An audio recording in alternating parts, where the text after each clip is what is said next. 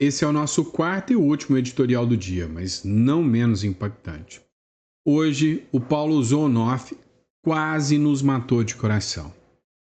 Essa matéria é a matéria de capa da Gazeta do Povo de hoje. Alexandre de Moraes renunciou. Nós vamos falar sobre isso. Tá todo mundo na briga pelo impeachment, falando de pressão de Donald Trump. Inclusive, o Donald Trump, deu uma nova pressão agora que partiu para cima da família do ministro do Supremo Alexandre de Moraes em uma escalada sem precedentes que a administração do Donald Trump fez.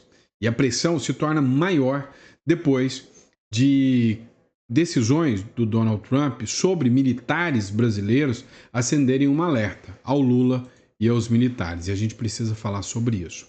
Outro ponto interessante é uma matéria do Igor Gadelha, que diz o seguinte: os ministros de Lula veem mais coisa, tem algo mais por trás dessa prisão do Bolsonaro.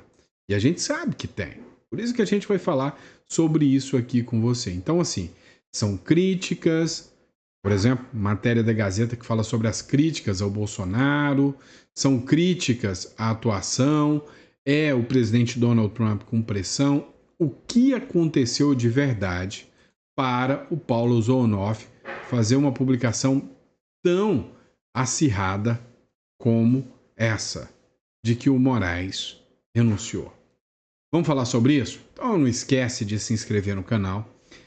O tipo de informação que a gente traz aqui para vocês, todas as informações a gente cita a fonte, todas as informações a gente traz depois de uma análise, depois de observar a mídia tradicional, como a mídia está tentando te induzir a interpretar aquela matéria. A gente analisa a matéria de direita, de esquerda, para chegar aqui e te trazer a informação como ela é, sem te colocar em risco, sem te colocar no perigo de, por causa de publicações, você responder pela democracia do Brasil.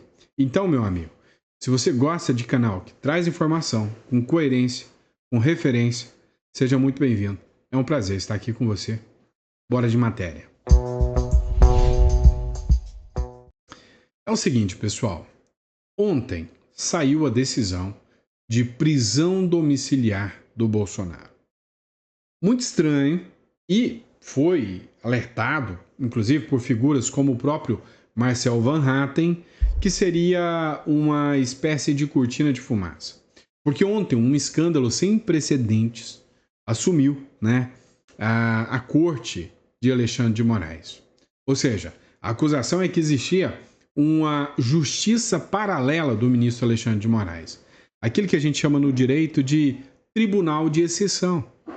Tudo bem. No mesmo dia, sai a prisão do Bolsonaro por medidas, por argumentos estapafúrdios. Inclusive, os ministros dizem que tem alguma coisa a mais, porque não é possível que aquele argumento do Moraes tenha sido suficiente para prender o Bolsonaro.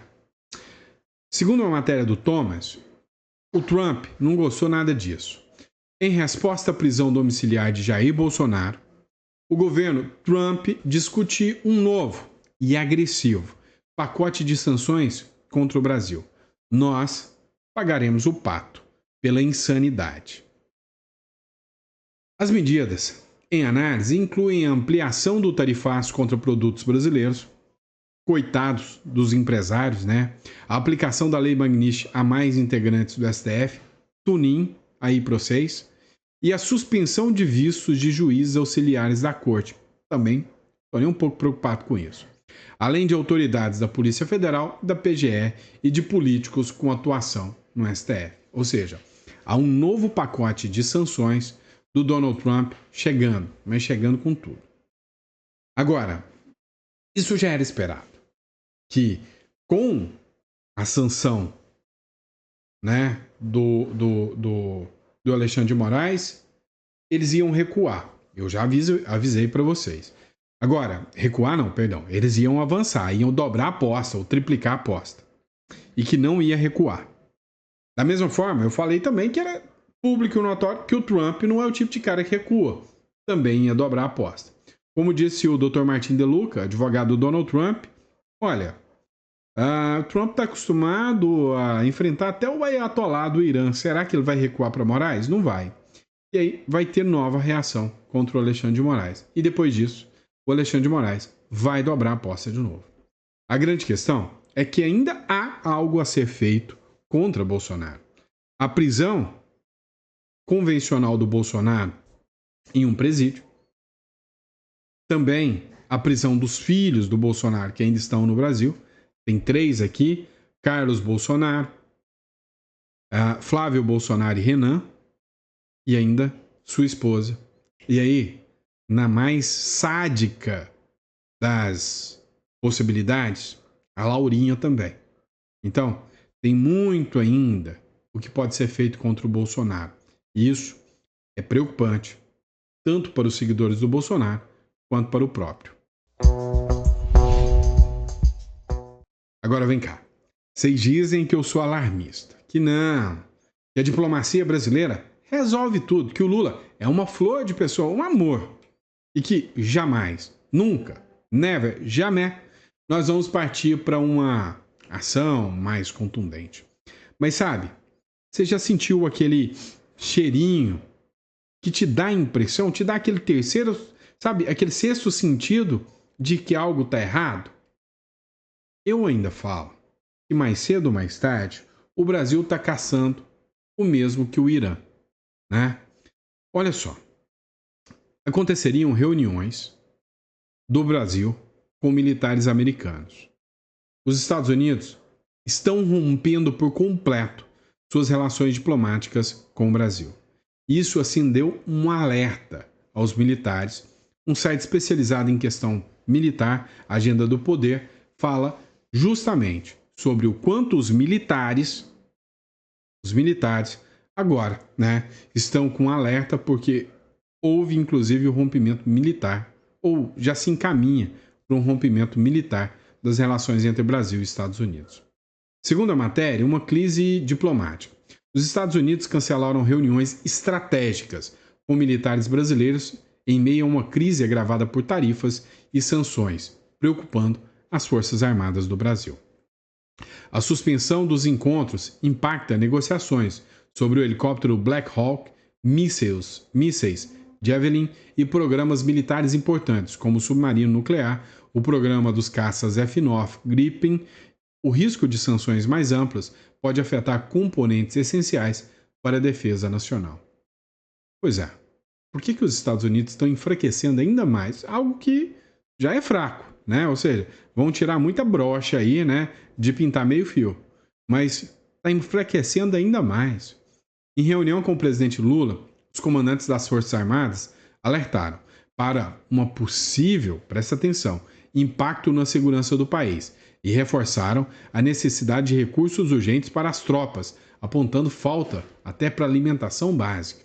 Ou seja, depois do rompimento de relações militares, porque para mim foi um sinal de rompimento de relações, os Estados Unidos estão deixando, né, enfraquecer ainda mais o poderio militar do Brasil.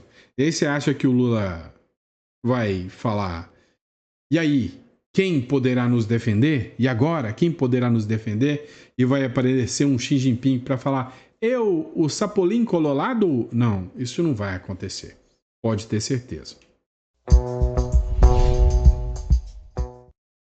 Agora, cá entre nós, se até os ministros do Lula já sabem que tem coisa errada na decisão do Moraes, é porque o mundo inteiro já sabe. Os ministros do Lula veem mais alguma coisa por trás da prisão do Bolsonaro. Segundo essa matéria do Metrópolis, ministros do governo Lula avaliaram nos bastidores que a participação do Bolsonaro por vídeo nos atos do domingo não foi o único motivo que levou o Alexandre de Moraes a decretar uma prisão domiciliar do ex-presidente, não. Nem eles acreditam na fragilidade das decisões tomadas pelo ministro Alexandre de Moraes. Nem eles conseguem acreditar que as decisões tomadas pelo ministro Alexandre de Moraes tenham se baseado só naquele videozinho do Nicolas para mandar prender o Bolsonaro. Segundo eles, para ter uma justificativa, aconteceu, né, uma lawfare, ou seja, uma busca de provas, uma pescaria de provas no dia 18. Lembra quando teve a busca e apreensão e colocaram a tornozeleira no Bolsonaro, que inclusive apreenderam um pendrive e apreenderam celulares, entre outras coisas? Pois é, os ministros acham que tem mais coisa envolvida, porque é frágil demais a prisão do Bolsonaro. Em conversas reservadas, auxiliares de Lula desconfiam que deve haver outros motivos. Acho que tem mais coisa aí. Não se esqueça de que eles estão com esses telefones apreendidos há quase 20 dias, comentou um ministro, a coluna do Igor Gadelha. Então, na minha visão, nem os ministros do Lula acreditam na fragilidade das decisões do STF. Pois é, a gente assistiu impactado a informação que eu trouxe no último editorial, no nosso Chá da Tarde, que o ex-presidente da OAB teve a coragem de falar que o Bolsonaro merecia um tiro na nuca. Vem cá, se algum dia, e longe de que isso aconteça, alguém tentar falar a mesma coisa sobre o Lula, sobre o Alexandre de Moraes, essa pessoa será presa imediatamente por incitar a violência. Agora, contra o Bolsonaro pode tudo. Pode jogar bola com a cabeça dele, pode fazer o que bem entender. Só que ainda existem juristas sérios. Eu, por exemplo, sou um. Juristas avaliam que a prisão domiciliar de Bolsonaro é abusiva, humilhante, é desproporcional. Juristas criticaram a prisão domiciliar do Bolsonaro, falaram em claro abuso de poder. Ela é tão estapafúrdia que vocês viram na última matéria, até os ministros do Lula falaram, olha, tem que ter mais coisa aí, porque não dá para ser só isso. A decisão do ministro Alexandre de Moraes colocou Jair Bolsonaro em prisão domiciliar integral. Está sendo duramente criticada por especialistas em direito, constitucionalistas, muitos ouvidos pela Gazeta do Povo, disseram que não tem base jurídica nenhuma, é a coisa mais fraca, é insustentável o discurso do Moraes. O Guilherme Barcelos, por exemplo, ele chegou a falar o seguinte: qual o ato específico imputado a Bolsonaro, em que circunstância, por quais meios, o que justifica essa medida absurda contra o Bolsonaro? Por muitos, a medida é considerada como um exemplo do mais claro, nítido, torpe e sórdido ativismo judicial. Ou seja, esqueceram qualquer hipótese da lei.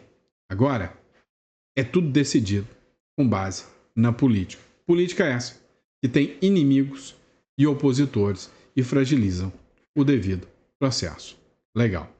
Que pena que isso está acontecendo com o Brasil. Agora, essa te deixou assustado, eu não tenho dúvidas acerca disso. Paulo Zonoff publicou a seguinte matéria: Alexandre de Moraes renunciou. Isso, na hora que eu vi essa matéria, eu corri para ler na hora. Afinal, seria algo impensável? Um sonho, né, para muitos que lutam pela liberdade de expressão, que lutam pelas liberdades individuais. Pois é, segundo a matéria do Paulo Zonoff, o Alexandre de Moraes renunciou à bondade, à decência. Ele renunciou a respeito, tanto o próprio quanto o alheio, e a possibilidade de admiração. Renunciou à palavra dada em sua sabatina no Senado e a promessa de cumprir os deveres de ministro do Supremo Tribunal Federal em conformidade com a Constituição e com as leis da República. Alexandre de Moraes renunciou à própria honra. Alexandre de Moraes renunciou à biografia, sem ressalvas, à paz de espírito. Ele renunciou à verdade e à verdade. Renunciou ao pudor, à vergonha, ao constrangimento daqueles que pacientemente lhe dizem que isso é errado, isso é ilegal, isso é imoral, isso é crueldade. Isso não vai acabar bem. E se você, leitor, não reconhece isso, é porque talvez você também já tenha renunciado a algo nessa história também.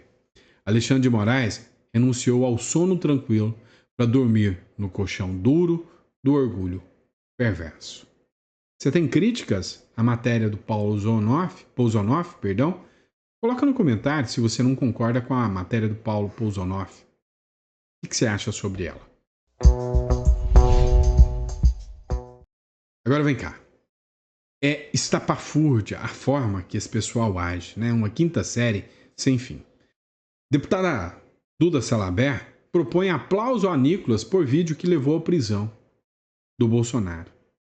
A deputada Duda Salabert, ela é do PDT, do mesmo partido do presidente do INSS, ex-presidente do INSS. Pois é, do mesmo partido de esquerda, sempre de esquerda. Ela apresentou nesta segunda um requerimento na Comissão de Segurança Pública solicitando uma moção de aplauso ao deputado Nicolas Ferreira. A parlamentar argumenta que o Nicolas teve relevante contribuição para a decretação da prisão domiciliar do ex-presidente Bolsonaro. Cuidado com a perversidade, cuidado com a maldade. Sabe o que essa gente quer? Eles querem levar você a cometer uma injustiça. O Nicolas não fez nada disso. O Nicolas não é detentor da caneta. O Nicolas simplesmente mostrou que existe uma pessoa que é ex-presidente da República, que não roubou, que não participou do mensalão, do petrolão, nem nada disso, e que simplesmente está tolhido da sua liberdade. Olha, o Nicolas Ferreira já tive até críticas lá atrás, mas como esse menino evoluiu. Como hoje eu tenho um respeito ao Nicolas Ferreira e vou dizer para vocês, na minha opinião, futuro presidente do Brasil se a democracia vigorar no Brasil. Talvez uma das pessoas hoje que dentro da política eu mais respeito e mais admiro. Vamos lá. O pior de tudo é quando você joga xadrez com um pombo. Já fez isso? Provavelmente não, né? É porque ninguém vai fazer isso. Mas diz a Van Filosofia que quando você joga xadrez com um pombo, ele derruba as pedras, caga no tabuleiro todo, estufa o peito e ainda sai cantando o canto da vitória. É exatamente assim que um certo presidente da República das Bananas anda agindo. O cara ainda tem a pachorra, sendo um mico enfrentando um gorila de 500 quilos, de querer impor condições para telefonar para o Donald Trump. Como se o Donald Trump tivesse muito interessado em ouvir aquela voz. Você estaria? Para governo, a condição de telefonema entre Lula e Trump é tratar apenas do comércio, sem Bolsonaro. Olha, cá entre nós, se eu fosse o Donald Trump, eu até topava. Eu falaria com o Lula, sem citar o Bolsonaro. Eu só falaria de comércio, como o comércio do Brasil com a Rússia, no petróleo que financia a guerra da Ucrânia. Eu conversaria sobre os BRICS e essa historinha de minar a moeda. Vem cá, há um método. E é exatamente isso que o Lula quer. Todas as ditaduras, elas começam a agir. E uma das melhores formas de te dominar é, primeiro, tirar suas armas.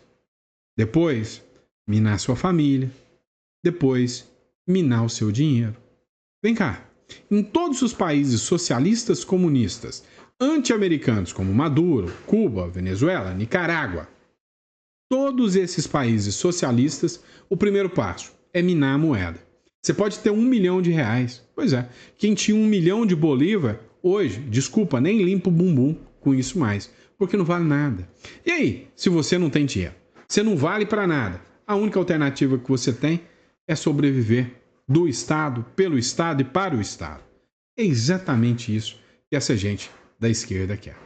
Então, pensa o seguinte, quando o Lula começa com esse nhenhenhê, com esse chororô, ele nunca teve preocupado em salvar o empresário.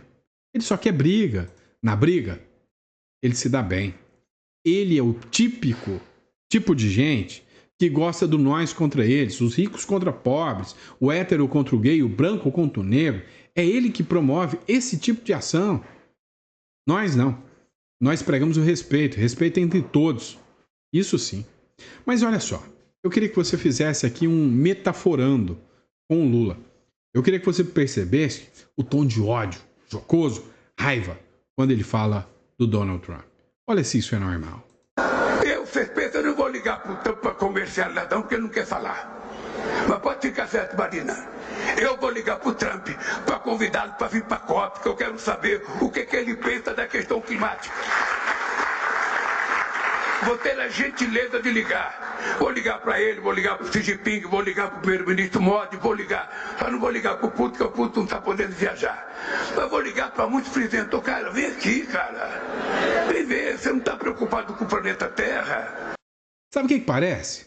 Você já viu aqueles pincher bem chatinho que fica latindo enquanto tem um bulldog passando? Late, late, late. Mas se alguém abrir o portão...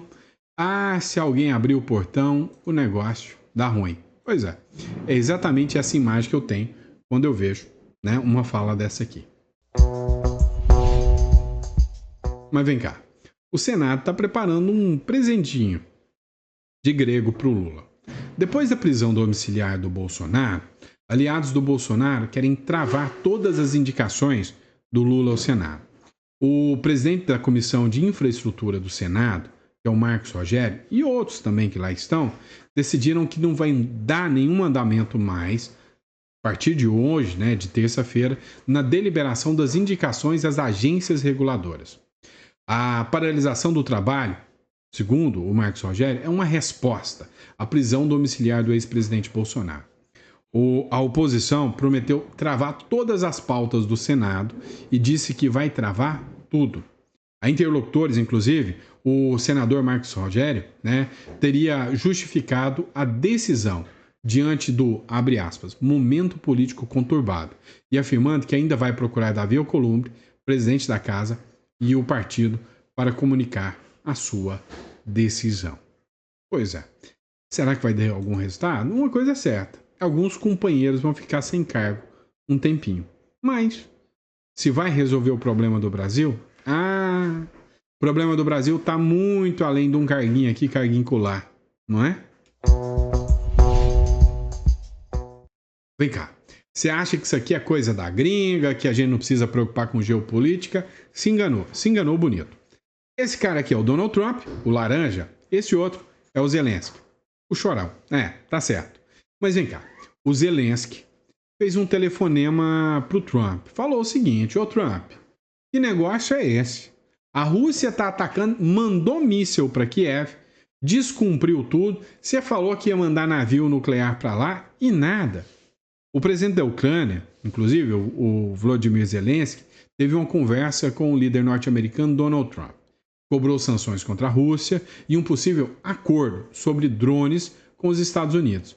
O contato entre eles foi hoje, na terça-feira. Segundo o líder ucraniano, o próprio Zelensky, a conversa foi bem produtiva e teve como foco o fim da guerra com a Rússia. Para isso, Zelensky diz ter falado sobre a atuação no fronte de batalha, possíveis sanções econômicas contra a Rússia, né, contra o país, liderado por Putin, e a expectativa de receber mais 1 bilhão em armas norte-americanas. O que isso tem a ver comigo, Sandro? O que tem a ver com o Brasil? Deixa eu contar um negócio para vocês. Há uma pressão sobre o Trump e o Trump está levantando o tom e diz que se preciso for entrar em armas nucleares contra a Rússia, ele está muito bem preparado. E que, primeiro, as medidas serão sanções. Mas não é só do Trump, não. A própria OTAN está a fim de colocar essas sanções também contra o Putin. Agora tem um problema. O Brasil é quem está ajudando, segundo os norte-americanos, a financiar essa brincadeira toda do Putin, comprando petróleo.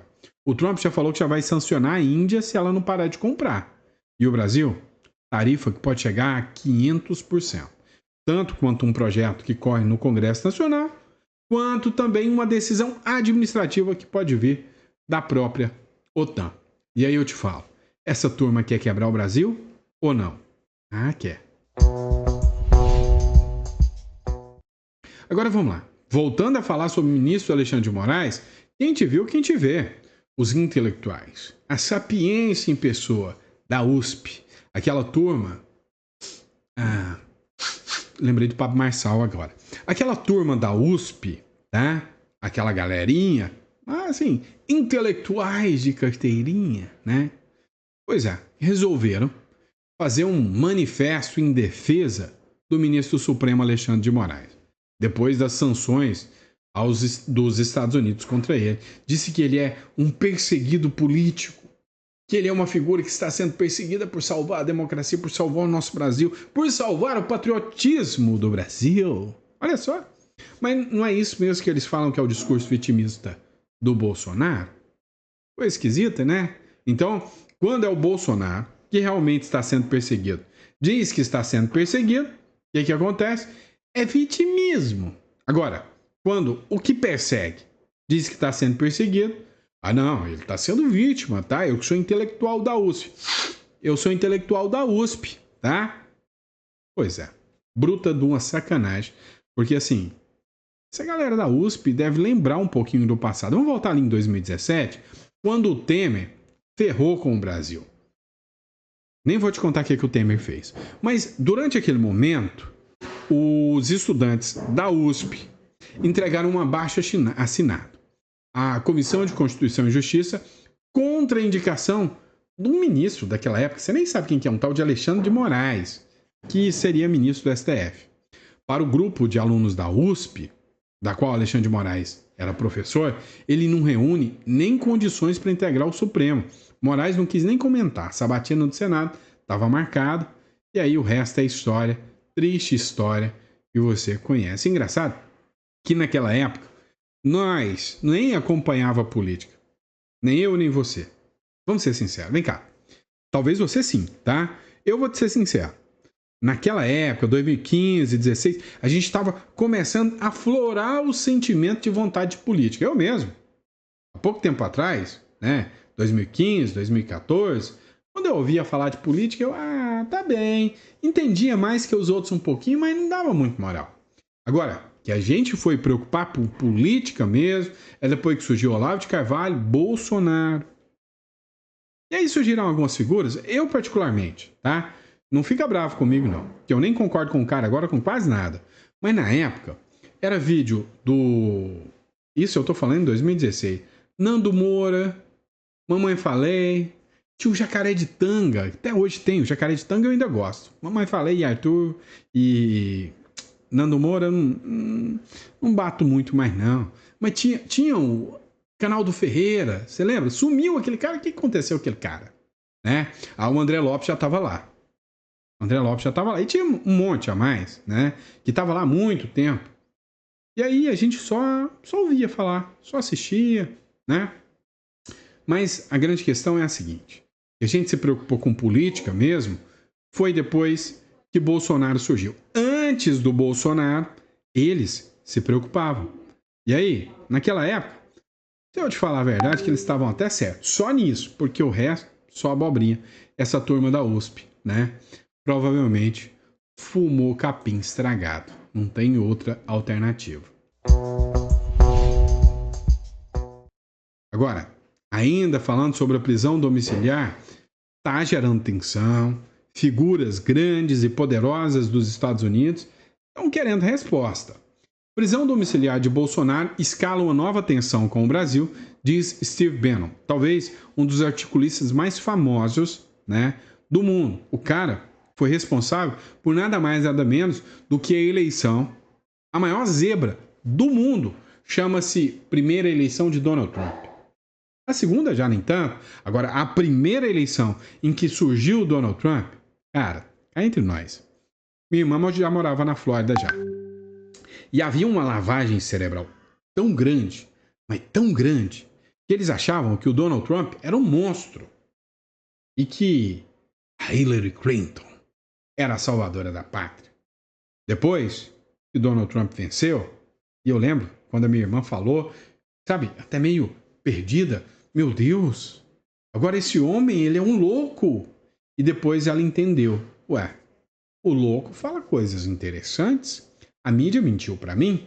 Pois é, o cara que conseguiu derrotar a mídia e fazer com que um maluco como o Donald Trump pela primeira vez entrasse, foi esse cara aqui, o Steve Bannon, né? O Steve Bannon, ex-estrategista do presidente dos Estados Unidos, Donald Trump, disse na segunda-feira que a prisão de Bolsonaro, decretada pelo Alexandre de Moraes, marca a escalada de tensão entre os Estados Unidos e o Brasil. Abre aspas para o homem aqui. Bolsonaro foi preso. A polícia está, nesse momento, fazendo busca na casa do presidente Bolsonaro. Isso acontece. E eu estou lendo aqui um tweet de Michael Schellenberg, poucas horas depois da divulgação de documentos de 8 de janeiro que mostram atividades ilegais por parte do mais poderoso juiz da Suprema Corte do Brasil. Não, acho que é da Terra, viu? Errou aí, viu, Bannon? Você é estrategista, mas é o mais poderoso da Terra. Nunca se viu tanto poder assim, né? Alexandre de Moraes declarou Bannon e voltou a ser recebido na Casa Branca por Trump num almoço em 19 de junho de 2025. Ou seja, está bem relacionado com Donald Trump novamente, né? Voltando a ter bom relacionamento com Donald Trump. E é isso, pessoal. Esse foi o nosso último editorial do dia. Eu espero que você tenha gostado do nosso conteúdo que eu trouxe para você. Pessoal, você já ouviu falar em holding familiar? Já ouviu falar em estruturação societária, offshore e internacionalização de patrimônio e de empresas? Isso é o que salva muitos empresários. Olha, eu vou fazer o seguinte, vou contar uma história para vocês. Eu tenho um cliente que ele é empresário. Ele tinha cerca de 60 funcionários. Todo o patrimônio estava no nome da empresa. Os maquinários da empresa dele, o prédio da empresa dele, as contas bancárias estavam tudo no nome da empresa. Num determinado momento, a crise se abalou. Nem sempre tudo dá certo. E aí o que acontece? Tudo estava em nome da empresa. O pessoal entrou com ação trabalhista e adivinha? A primeira coisa que os caras travaram foram as contas bancárias. Como é que uma empresa atua sem as contas bancárias poderem funcionar? Não tem jeito. Depois, o maquinário. E aí, acabou de falir a empresa de uma vez. Ah, Sandro, mas existe a recuperação judicial, a falência. Pois é. Calma lá que isso não é tão bonito assim. Não era muito mais fácil? Se ele colocasse, segundo a lei, o patrimônio, o capital social ali, mas o patrimônio não fosse daquela empresa, não daria dado uma segurança maior para ele? Esse tipo de planejamento, que é legal, é lícito, precisa ser feito. Vou te contar um outro segredo. Eu tenho uma cliente. Essa cliente, né, trabalha com construção, tem imóveis de aluguel, recebeu até uma certa herança. E aí aconteceu o seguinte, foi trabalhar, né, contratou uma empresa. Essa empresa foi construir um prédio para ela. Contratou uma equipe, né, uma construtora. A construtora faliu. Você não é de ver que total ao arrepio da lei, o tal do juiz não mandou bloquear bens dela, que não tinha nada a ver com a história, ela só contratou uma equipe de construção? Destinatário final era ela? Ela não é nem uma construtora? Pois é, esse tipo de coisa acontece quando você deixa tudo à mercê de uma jurisdição maluca quanto o Brasil. Então, você precisa de alguém para te orientar, de um mentor, para como estruturar o seu patrimônio. E aí, se você acha que eu estou apto a isso, está na descrição aqui. Você vai clicar, vai escolher holdings e offshore, vai marcar e vai conversar com a gente. Combinado? Então, te vejo, sabe, na consulta, se você agendar a consulta, ou te vejo no próximo editorial amanhã. Abraço, pessoal. Fica com Deus.